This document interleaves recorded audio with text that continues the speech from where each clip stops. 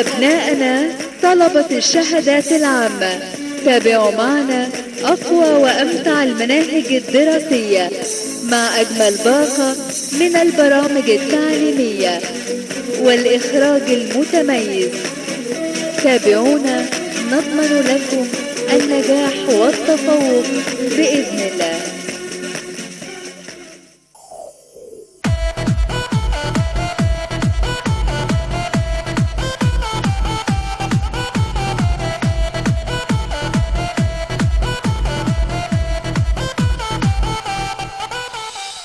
Dear students of the third secondary stage, welcome back to our episode today on the Egyptian TV. Today we have a new lesson with definitions, vocabulary, grammar, and plenty of exercises to have. Be ready with us, get your paper and pen, and let's start together what we have for definitions today. The first word that we're going to have today is the word carpenter. Carpenter is Nagar, excellent. He's someone whose job is making or repairing wooden objects. Export, to export أصدر, to import أستورد. To export is to send and sell goods to another country. Mass production, mass لوحدها كتلة، لكن لما أقول mass production it's the making of large quantities of products usually in a factory. Mechanized, mechanized جاية من كلمة mechanism, mechanism is the noun. Mechanized is done by machines or using machines. يعني لما تقول حاجة مميكنة أو حاجة معمولة عن طريق المكن. Ordinary معتاد, it's not special, unusual or different from other things. So it's something that is very usual. Standard of living. يعني إيه standard of living؟ يعني مستوى المعيشة. The amount of money people have to spend and how comfortable their life is. To transform, to transform غير to transport. To transport بنقل، لكن to transform بغير من شيء لشيء كشكل. Change someone or something completely, especially in a way that improves them. زي لما تقول مثلا حد لبس لبس معين so it transformed him to another different character. A workshop, what's a workshop? The workshop is a room or a building where tools and machines are used to make or repair. بمعنى ورشة. ممكن نستعملها workshop ورشة حقيقية، وممكن نستخدمها workshop اللي هي ورشة العمل اللي احنا ممكن نعمل فيها محاضرة أو تدريب. Now we're going to go to the reading text. التكست بتاعنا اسمه distance learning، و distance learning يعني التعلم عن بعد. أظن كلنا السنة دي اتعلمنا عن بعد واتعرفنا ازاي نقدر نشتغل from home to learn and to get information.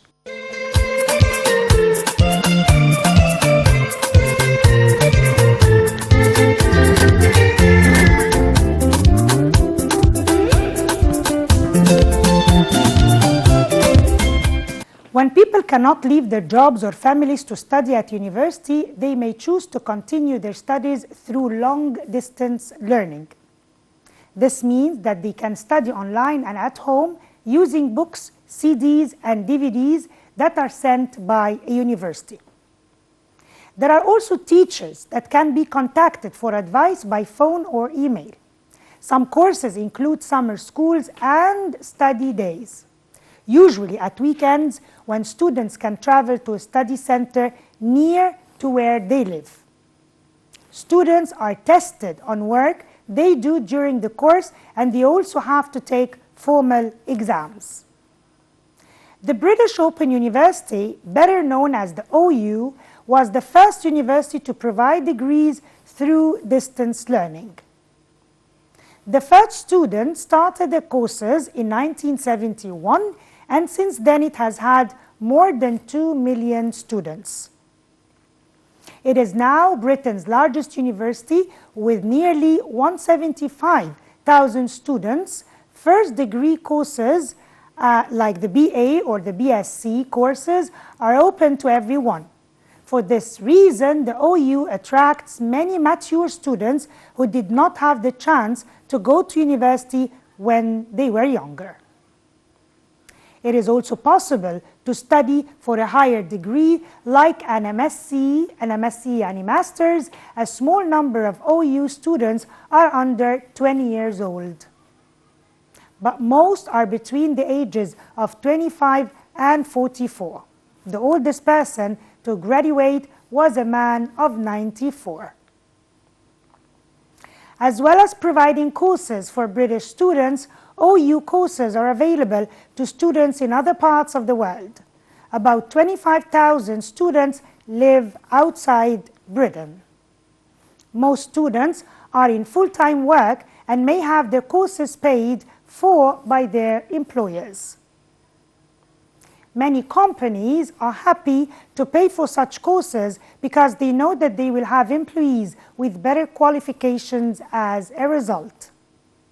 Now, let's go to the important part, vocabulary and structure exercises with important multiple choice that we're going to do together. Choose the correct answer from A, B, C, or D. First sentence that we go, Khalid told me that he basketball the day before. That he plays, or that he had played, or that he has played, or that he was played. هنخلي بالنا when we come to choose the indirect speech مهم جدا ان احنا نبقى عندنا نقطة مهمة عارفينها في دماغنا. Number 1 التنس بتاعي ايه هو؟ ترتيب الجملة ايه هو؟ التنس بتاعي يعني لازم يكون subject and verb ده ترتيب الجملة، والتنس بتاعي يتماشى مع الفيرب اللي بره. طب what is the verb? It's told it's in the past, so it has to be a past verb. يا past يا past perfect، يعني كل ما هو present لا يجوز. يعني plays ما تنفعش، has played ما تنفعش. عندنا اختيار من الاثنين، had played the day before يبقى بنتكلم على past perfect, so he had played basketball. We are going to interview the 5 best what for the job. شغلانة، مكان عمل، يبقى في ناس متقدمين للعمل، يبقى best applications، هل بنتكلم على الورق على الفورمز، ولا best appointments مواعيد، ولا best employers موظفين or best applicants. تمام، best applicants هم المتقدمين الأحسن للوظيفة. Samira said that they spaced all of Cairo from the top of the tower. What did they do? That they can see all of Cairo. كانت ممكن تمشي لو كانت past، ما تنفعش كان وعندي said at the beginning of the sentence. طيب they could be seen, they could be seen all of Cairo, passive form doesn't go. Could see or have seen. So Samira said that they لازم احط past، اخلي بالي يبقى could see all of Cairo from the top of the tower. A lot of tourists stay at that hotel because it has a good what? ناس قاعدة في اوتيل، يا ترى ليه؟ It has a good، يبقى بتكلم على منظر. Reputation، هل هو ممكن سمعة جيدة which can go. Repetition، تكرار. Research، بحث or representative، المندوب عن المكان. طبعا it has a good reputation يعني سمعة جيدة. I asked Ahmad space he often wrote stories. I asked Ahmad that or whether or whether، وهنا الاثنين بيتنطقوا exactly the same، هنقول الفرق في المعنى. و I asked Ahmad does. I asked Ahmad لو أنا هسأل whether، طبعا أنا هختار whether لأن هي بدل if، يعني هي if يا whether. طيب which one would I take؟ whether الأولانية letter B or letter C. letter C معناها الطقس، الجو، المناخ بتاعنا، فطبعا whether تاني واحدة ما تنفعش، هي it's whether he often wrote stories. Ola has a lovely voice and often sings in a what? Ola has a lovely voice. She sings in a choice، اختيار، or clarinet، آلة موسيقية، or client، عميل، or choir. الكواير هو الكورال. So she sings in a choir. الكورال اللي هو لما بيكون في مغني وفي ناس ورا بيغنوا معاه، ده الكواير بتاعنا. My brother asked me if we space to the station. If we shall go، نفس الاختيارات اللي قلنا قبل كده نخلي بالنا، or if we go or if we went or if we should go. My brother asked me if we لازم نستعمل subject and verb ونخلي بالنا الفيرب لازم يكون في الباست. حتى يقول لي if we went to the station، لا مش هتنفع. ليه؟ لأن هو بيسألني كأنه بيقول لي shall we go to the station، فهنا المفروض تبقى كأني بعمل inquiring or request asking question. My uncle speaks Spanish because he once worked as the Egyptian what to Argentine. بيتكلم سبانيش لأن هو في يوم من الأيام كان إيه؟ He was a personnel، وبيرسونال هو شخص موجود في كفرد مندوب عن المكان. or president، هل هو كان رئيس؟ or ambassador كان سفير، or he was a ruler يعني حاكم. طبعا he speaks very good Spanish because he was an ambassador، والambassador هو السفير. Nawal asked me where space the night before. تاني بنسأل where يبقى نخلي بالنا السؤال بتاعنا ما دام في where يبقى لازم عندي subject and verb. هخلي بالي subject الأول، هخلي بالي verb بعده، وكمان in the past tense. طيب where I had the night before or where have had، أنا شايفة الناس بتقول لا دي هتبقى غلط مستحيل لأنه ما ينفعش have had، تمام. or had I had or have I had، اللي بادية بهاف واللي بادية بهاف واللي بادية بهاد 3 question ما ينفعوش، يبقى where I had the night before.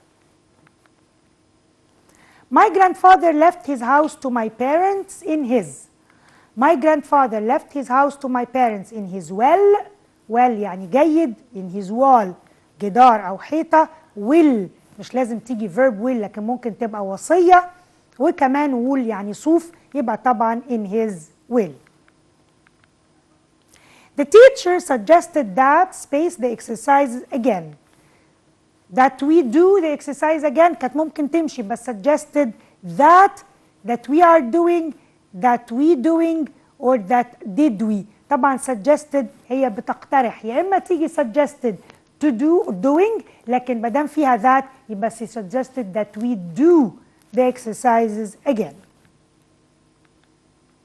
The factory closed and all the workers were made what؟ الجملة دي مهمة جدا لأنه الفيرب اللي بنستعمله هنا عادة بنستعمله passive. طيب they were made redundant يعني يسرح الموظفين، زي لما يتقفل مش هما بيمشوا الموظفين من نفسهم لكن المكان اتقفل وبالتالي لنقص الموارد أو لإفلاس المكان، الناس بيقولوا لهم خلاص thank you very much وتقدروا إن انتوا تمشوا، مش رفض لكن بنسميها they made. هنختار redundant or wall or will or wool، طبعا to make them redundant يعني يخلوهم يمشوا. Sayyid recommended space the ice cream. Sayyid recommended to try or tried or trying or that try. لما اقول he recommended لازم بعديها he recommended thank you very much he recommended trying. recommended لازم followed with ing. اقول لك I recommended visiting this place مش to visit this place. Ayman cannot apply for the job in the bank because he is not space to it. ما يقدرش يشتغل لأنه he is not what؟ He is not qualification تنفع noun؟ طبعا لا، احنا محتاجين adjective. He is not qualified، هو مش مؤهل كويس. He is not quality or he is not qualities. طبعا شايفة الناس بتقول على طول لا هي qualified this is the adjective that we need to use، وطبعا كده مظبوط جدا. Okay, Mr. Zaki ordered us، وطبعا بعد ordered عارفين ان احنا هنحط 2 plus infinitive. ordered us to start running start or starting or started or to start. طبعا he ordered us لازم 2 plus infinitive يبقى to start running. If you have a degree from a good university، لو انت حاصل على درجة علمية من جامعة كويسة you will be very A، أكيد ده يؤهلك لشيء أعلى. You will be very employ is a verb. You will be very employment the noun. You will be very employable or you will be very employee.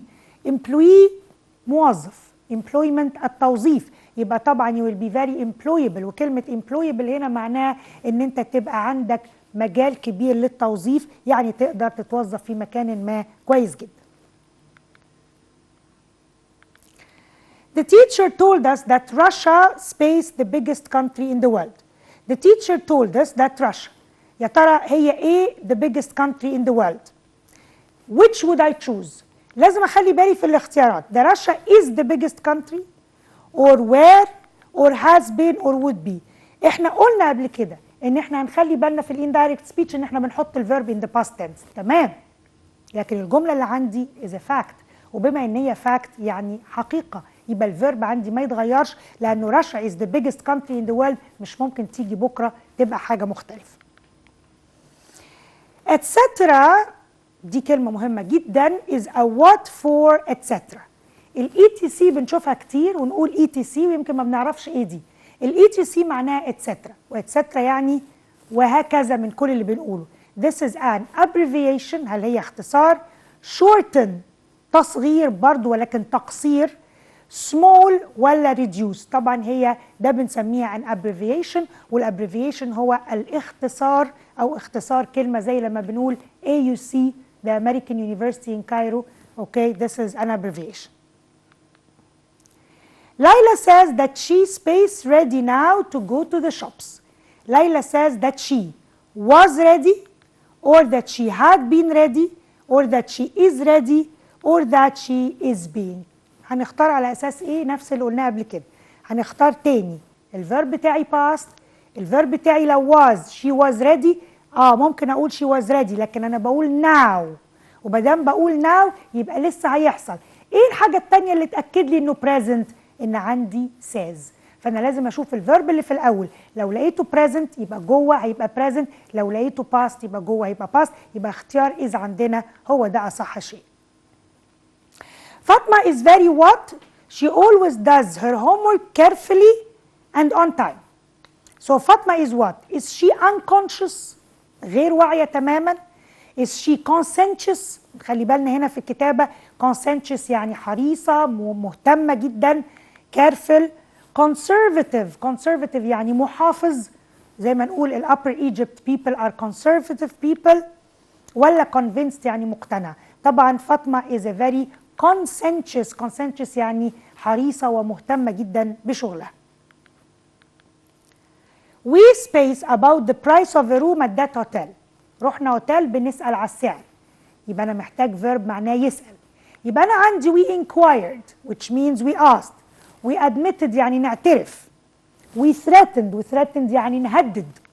or we promised. طب يا ترى أنا عندي إيه؟ هقول طبعا we inquired يعني يسأل. كانت ممكن تيجي بدلها inquired، ممكن كانت تيجي بدلها لو ما كانتش فيه about يبقى wanted to know أو we wondered.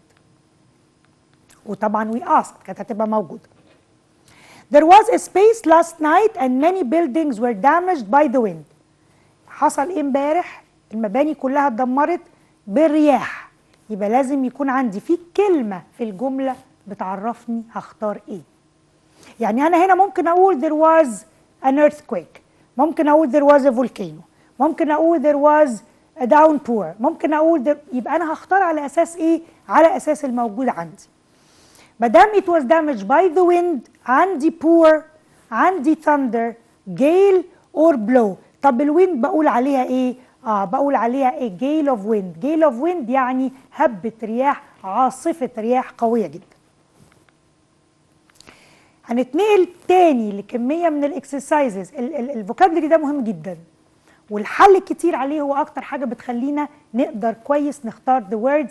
The more you answer the better you get your results. My father advised me space to bed early because I had a test next day. He advised me، يبقى لازم اعرف بعد advised هكتب ايه. بعد advised لازم to plus infinitive. He advised me go، he advised me going، he advised me to go، ولا he advised me went. لسه بنقول he advised me لازم to plus infinitive، so he advised me to go to the bed next day. At what time does the sun this evening? At what time does the sun؟ الsun في verbs ممكن تمشي معاه ايه؟ ممكن shine، ممكن rise، ممكن set. طب انا بتكلم على evening يبقى ابعد تماما shine، ابعد تماما rise، ويفضل لي set. Does the sun up؟ Does the sun down؟ Does the sun rise؟ Does the sun set؟ لسه بنقول كل دول ما ينفعوش، مش هتفضل عندي غير the word set، و to set down يعني تغرب. the manager's space to make us stay in late if we didn't work harder. في نوع من الإجبار شوية. طيب the manager what to make us late. The manager recommended يعني هل هو رجح to make us stay or suggested or threatened or said. أقرر إزاي ويمكن أنا مش عارف المعنى. أول حاجة خالص لازم أبقى عارفها إنه recommend و suggest لازم followed by ing. ده لو أنا مش ببص على المعنى. وبالتالي recommend and suggest مش هيبقوا موجودين عندنا. يفضل عندي threatened ويفضل عندي said. واحد بمعنى يهدد وواحد بمعنى يقول. طب أرجع لمعنى الجملة. هلاقي بيقول إن إحنا مش هنمشي غير متأخر لو ما خلصناش شغل. هل ده ممكن يبقى بس said ولا حاسين إن في شيء من التهديد؟ يبقى لازم يبقى he threatened that we would stay later if we didn't finish our work. Should I have fish or meat at the restaurant? I really can't my mind. مش عارف أقرر. بقول I can't my mind. ده هنستعمل phrasal verb. I can't make up my mind. I can't make up for my mind. I can't make or I can't make of. ما تعتمدوش انكم هتلاقوا 4 اختيارات مختلفين تماما. هنلاقي اختيارات قريبة جدا من بعض، لازم نبقى حافظين كويس قوي كل واحدة فيهم تعني ايه. وطبعا علشان هيعمل ايه، هيقرر ازاي. It's to make up my mind مش to make up اي واحدة من الباقيين. Mother said that we could watch television after what our homework. After it has to be لو ما عنديش subject يبقى gerund من غير ما افكر. Finish cannot go. After have finished. After finishing وهنا سامعة ناس بتقول أيوة after had finished. So طبعا after finishing your work. My grandmother has spent a lot of time reading since her what? She had spent a lot of time reading since her death, since her rewarding, since her retirement و since her birth. طبعا death مش منطقية و birth من ساعة ولادتها و retirement هي دي معناها منذ تقاعدها يعني من أول ما قعدت على المعاش. Haitham said that it's space hot that day. He said that it will be تاني مش هننسى past verb في البداية past verb in the middle of the sentence. It would be hot that day. It is hot or it is being زي ما قلنا past verb. So it would be hot that day. Munir couldn't find work as a car mechanic, so he is going to as an electrician.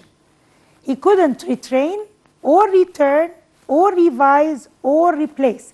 يبقى طبعا he couldn't exactly retrain as an electrician.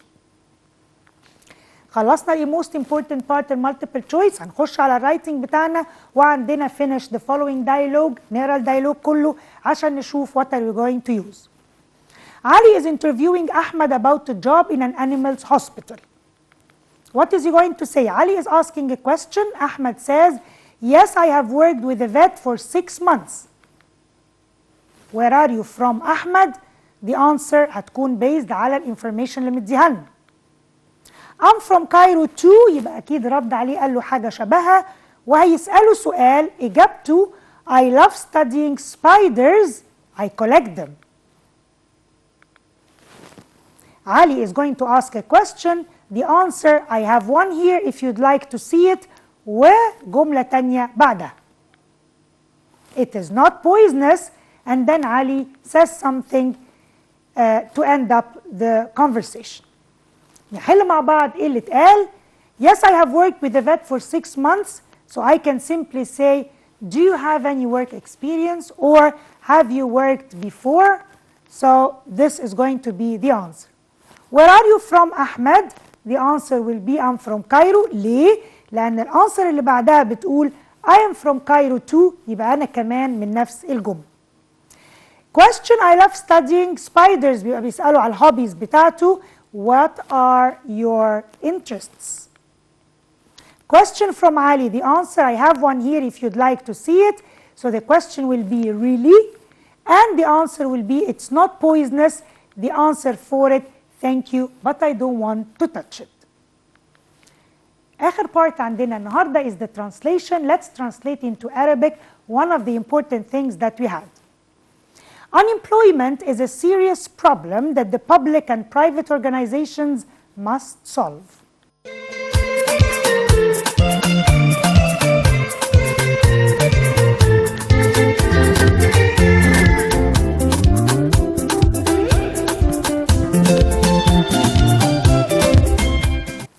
Al-Ahli Club won the bronze medal for the second time in its history in the World Clubs Championship. فاز النادي الأهلي بالميدالية البرونزية للمرة الثانية في تاريخه في بطولة العالم للأندية. Dear students, by that and with all the number of exercises that we did today, this is a very important thing. I want you please to revise it, and I hope that you have benefited from all the exercises that we did. Most probably you will be repeating all this again to get more and more information about it. Thank you very much, dear students, and hope that you will do the best that you can do in exams. Thank you, dears, and goodbye.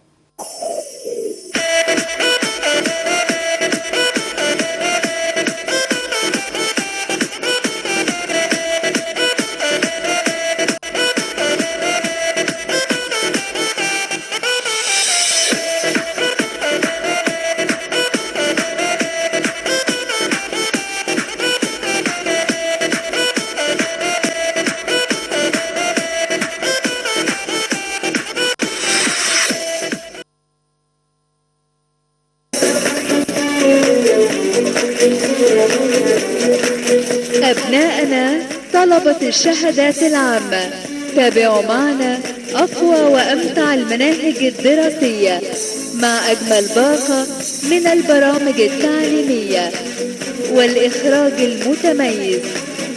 تابعونا نضمن لكم النجاح والتفوق بإذن الله.